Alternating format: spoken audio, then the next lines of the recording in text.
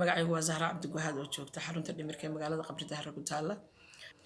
Arrimihii ugu cajiibsanaana waxaa ka mid ah dadku inayna ku tukanin oo inay gelin dadka qaar oo waliba dadkan ay leeyihiin waxay iska dhigayaan dadkan dad iyagu ay ka fiiceen ama ay ka sareeyaan inay yihiin labada qof ee muslimku una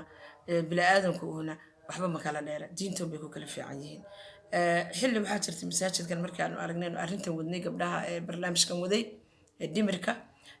xilli ay yimaadeen dadkaas aad bay u dayacnaayeen gacan lacageed bay ka geysteen ilaa tiraka 2 jeer bay gacan lacageed ka geysteen masaajidkana way dayactireen dadkana way guubaabiyeen way dhiirigeliyeen war dadkana waa isku mid baatiin tala noocaas aan ka geysanay marka cid walba wax garanayso ra'yi waxay ahayd arrintaasi markii la yiri masaajidkan dadka qaar u baa ku tukada dad annaka naga hooseeya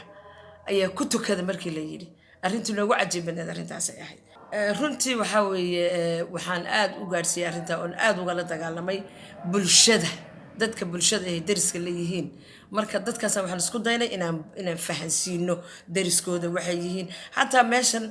dad baa ku jira hadda xarunta dhimirka dad iyaga meesha aan ka keenay baa ku jira oo beesha gabooyaa ka tirsan iyagu kumayna fikiraynin dadkan meesha waa lagu xareyn doonaa lacag la'aan baa lagu siin doonaa adeega caafimaadka laakiin annaga u sheegnay oo doonanay oo niri dadkaad ula simantihiin keena dadka aad guryaha ku haysaan marka dadku waxay aaminsan yihiin inayna dadka isla xuquuqba ayna ahayn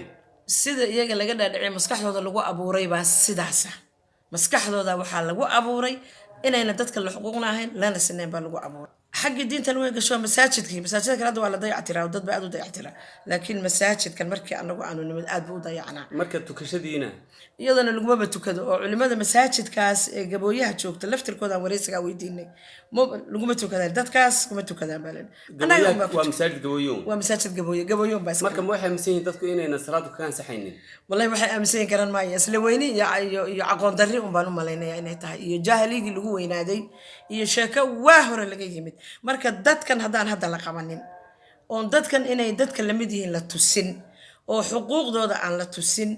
oo bila'aadminimada dadka labada qof inay siman yihiin aan la tusin oo laga saarin wixii waa hore la geliyay khatar badan baa ka dambaysa